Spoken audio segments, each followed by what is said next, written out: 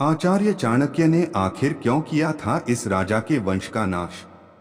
इन 5 बातों में छिपी है पूरी कहानी। आचार्य चाणक्य ने अपनी कूटनीतियों के दम पर एक साधारण के बालक चंद्रगुप्त को सम्राट बना दिया, साथ ही एक राजा के पूरे वंश का ही नाश कर दिया। लेकिन क्या आप जानते हैं कि आखिर आचार्य चाणक्य ने ऐसा क्यों किया?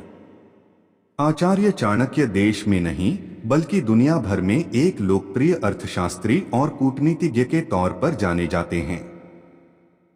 इनकी नीतियों का संग्रह चाणक्य नीति लोगों के बीच काफी प्रसिद्ध है और इसमें दी गई नीतियों का पालन कर कई लोगों ने दुनिया में एक बड़ा मुकाम हासिल किया है।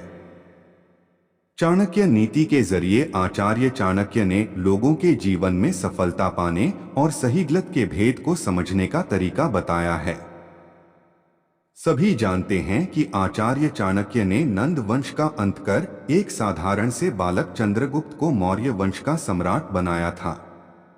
लेकिन क्या आप जानते हैं कि आखिर ऐसा क्या हुआ था कि आचार्य चाणक्य को नंद वंश का नाश करना पड़ा? आज हम आपके इस सवाल का जवाब लेकर आए हैं। आचार्य चाणक्य को कौटिल्य नाम से भी जाना जाता है और वह चंद्रगुप्त मौर्य के महामंत्री थे। उनका जन्म एक ब्राह्मण परिवार में हुआ था और उनका असली नाम विष्णुगुप्त था। आचार्य चाणक्य का गोत्र कौटिल था और इसलिए उनका नाम कौटिल्य भी पड़ गया। आचार्य चाणक्य को लगभग हर विषय की जानकारी थी और खगोल विज्ञान का तो पूरा ज्ञान था। यहाँ तक कि उन्होंने समुद्र शास्त्र में ही महारत हासिल की थी और व्यक्ति के चेहरे हाव भाव को देखकर उसका व्यक्तित्व बता देते थे।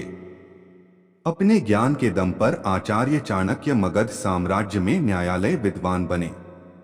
एक बार चाणक्य मगध राज्य में आयोजित हुए किसी यज्ञ में शामिल होने गए और वहां प्रधान आसन पर जाकर बैठ गए।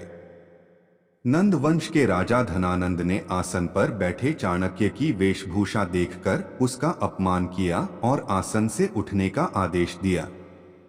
भरी सभी में हुए इस अपमान से क्रोधित होकर चाणक्य ने अपनी चोटी खोल दी और कसम खाई कि जब तक मैं नंद वंश का नाश नहीं करूंगा तब तक चोटी नहीं बांधूंगा।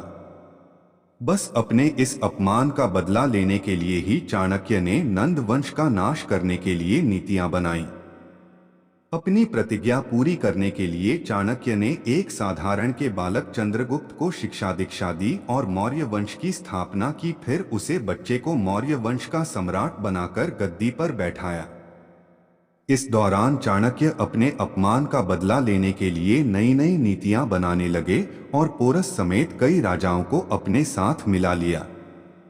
कई देश के राजाओं को साथ मिलाकर चाणक्य ने नंद वंश के राजा घनानंद पर आक्रमण कर दिया, जीत हासिल की। आचार्य चाणक्य का मानना है कि यदि आप अपने दुश्मन को हराना चाहते हैं तो कभी भी उसकी बात पर गुस्सा न हो, बल्कि मुस्कुरा वहां से निकल जाएं और फिर ठंडे दिमाग के साथ रणनीति तैयार करें।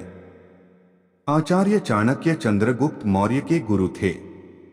उन्हें महान ज्ञानी और विद्वान कहा जाता है। आचार्य चाणक्य ने एक नीति शास्त्र की रचना की है जो चाणक्य नीति के नाम से जानी जाती है। चाणक्य नीति आपको अपने जीवन में कुछ भी हासिल करने में मदद करती है। यदि आप चाणक्य नीति को पूरी तरह से पढ़ते हैं और उसका अनुसरण करते हैं तो कोई भी आपको सफल होने से रोक नहीं सकता। साथ ही आप कभी भी किसी धोखे का शिकार नहीं होंगे और जीवन में हमेशा सफलता पाएंगे। आचार्य चाणक्य ने अपनी नीति शास्त्र में ऐसी कई बातें बताई हैं जो व्यक्ति का सही मार्गदर्शन करती हैं। चाणक्य नीति में बताया गया है कि व्यक्ति को संकट के समय 5 बातों का हमेशा ध्यान रखना चाहिए। ये 5 बातें इस प्रकार हैं। चाणक्य नीति के अनुसार मुसीबत के समय व्यक्ति को सावधानी बरतनी चाहिए, क्योंकि संकट काल में व्यक्ति के पास सीमित अवसर होते हैं और चुनौतियां बड़ी होती हैं। ऐसे में जरा सी चूक बड़ा नुकसान पहुंचा सकती है, इसलिए सावधानी बहुत ही जरूरी है।